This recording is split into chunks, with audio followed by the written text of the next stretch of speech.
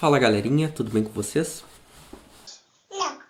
No vídeo de hoje eu vou estar respondendo uma pergunta que foi me enviada pelo Nicolas, que é a seguinte: estou querendo montar uma carteira de fundos imobiliários. Me dá umas dicas? Vamos lá então, algumas dicas para montagem de carteira de fundos imobiliários. E a primeira dica é: vocês precisam mudar o mindset de vocês. Mindset!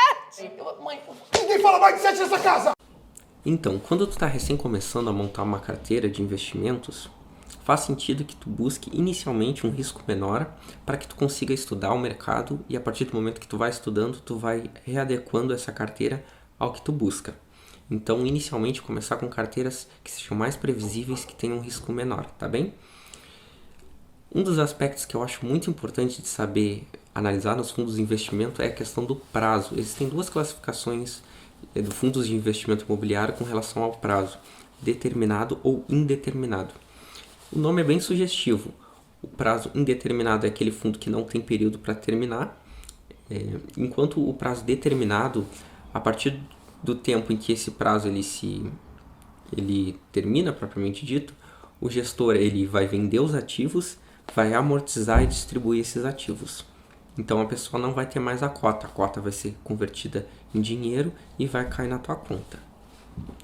Esses fundos eles adotam estratégias mais arriscadas porque eles desenvolvem ativos para vender, diferente dos fundos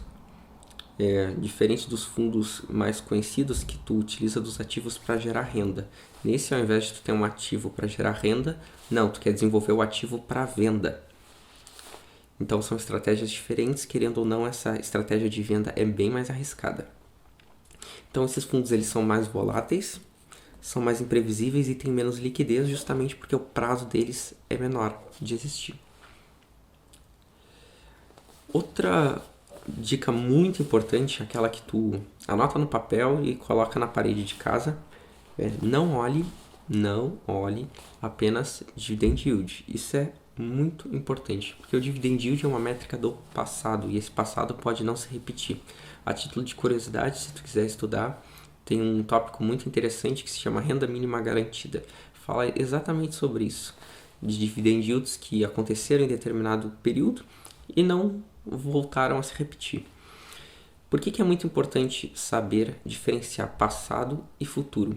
Porque alguns fundos de investimento imobiliário eles têm uma renda que é propícia só daquele período. Então, por exemplo, é o caso se eu tivesse uma peixaria, eu posso vender o peixe, e aí legal, vendi o peixe, próximo dia eu posso vender o peixe de novo, ou eu posso vender meu estabelecimento. Se eu vendi o meu estabelecimento, eu não vou ter outro para vender no dia seguinte.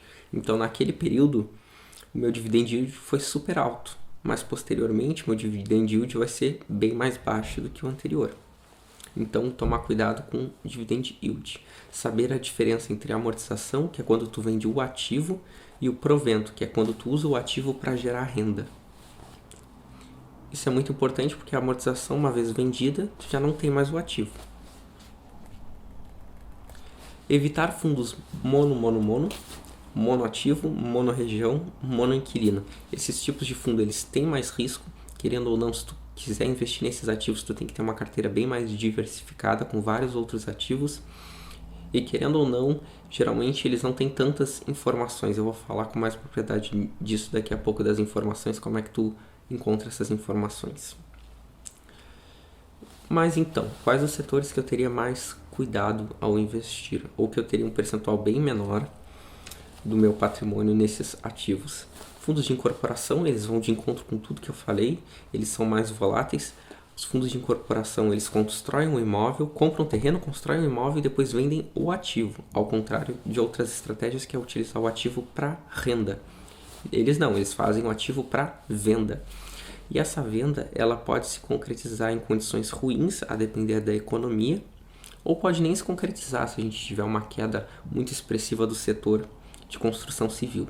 Então, querendo ou não, quem investe nesse setor pode ter a sua renda paralisada sem qualquer aviso prévio, porque querendo ou não, o setor de construção civil é cíclico.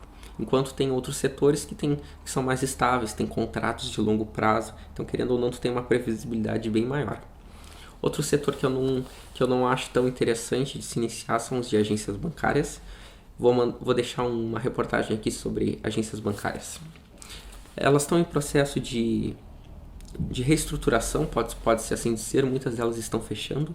Os ativos que hoje estão dentro da atividade das agências bancárias, muitos deles vão ter que se transformar, vão para outros setores da economia, justamente porque é um setor que está reduzindo na questão física e indo muito mais para a questão tecnológica. Hoje nós temos, por exemplo, os bancos digitais, que são um exemplo ótimo dessa situação. Então é um outro segmento que eu teria muito cuidado. Querendo ou não, esse segmento ele tem dividend yields muito maiores atualmente, mas é porque lá no futuro já se prevê essas dificuldades. Os imóveis eles vão ter que ser modificados, haverão reformas para que esses imóveis se adequem a outros clientes, e não necessariamente esses clientes vão se interessar pelos imóveis propriamente dito, não necessariamente terão pessoas a se interessar. Então é um risco futuro e é por isso que esse fundo tem dividend yield maior. Mas preferencialmente no início, buscar reduzir o risco, justamente para que tu possa estudar com segurança, de saber que o patrimônio que tu já alocou está numa situação um pouco mais confortável, assim eu diria. O outro são os fundos de fundos. Eles têm um problema porque tu paga 2 taxas de administração. Fundo de fundo é um fundo que investe em outro fundo. Então, cada um desses fundos é uma taxa de administração. Querendo ou não, tu tem que ver muito valor no trabalho desse gestor, porque como tu está pagando uma taxa maior, querendo ou não, tu tem que ter um serviço melhor, um retorno melhor do que se tu estivesse investindo por conta própria. Isso nem sempre acontece, comumente não acontece, então tem que ter este cuidado. Essas são as 3 categorias que eu teria um olhar um pouco mais duvidoso para se iniciar, não que tu não possa ter, mas não são setores que eu recomendaria iniciar. Outro ponto muito importante é ter cuidado com a gestão do fundo, porque como nós tivemos ano passado diversas emissões, não necessariamente a emissão ela é boa para o cotista. Existem boas emissões e más emissões. Um exemplo de boa emissão é porque o fundo ele fica mais robusto por ter um patrimônio maior, ter mais ativos. Querendo ou não, a representatividade de um único ativo ela fica bem menor. Então, comumente o fundo ganha robustez, solidez ao ter um patrimônio mais elevado. Mas um aspecto que é muito prejudicial, que se tornou bastante comum ano passado, nós vimos vários fundos que fizeram emissões com um valor muito abaixo do que estava sendo negociado no mercado. Então nós temos, por exemplo, uma cota a R$200 e na Assembleia é decidida que o preço de emissão vai se dar a 150. Querendo ou não, o fato de que tu tá vendendo o ativo por um preço, tu tá fazendo uma emissão por um preço muito menor, acaba propiciando uma transferência de renda entre os cotistas. Vou deixar uma matéria aqui de algum canal que eu acho interessante que esteja falando sobre esse assunto. Querendo ou não, isso vale um vídeo completo também, então alguns bons minutos, beleza?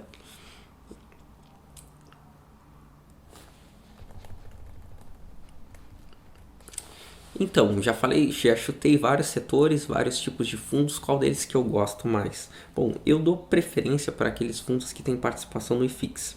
IFIX é um índice de fundos imobiliários similar ao Ibovespa para as ações. Então é um índice composto por negociação. Os fundos que estão nesse índice eles são mais negociados, então eles têm mais liquidez.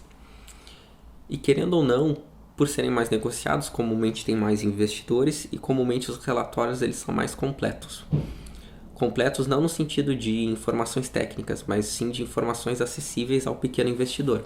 Um relatório que eu acho muito importante e fundamental que seja um pilar inicial de estudo são os relatórios gerenciais. Esses relatórios gerenciais eles falam numa linguagem muito mais acessível, o gestor coloca a sua opinião, como se fosse uma conversa mesmo, não é tão técnica. Então, para a pessoa que está iniciando, acho que faz muito sentido.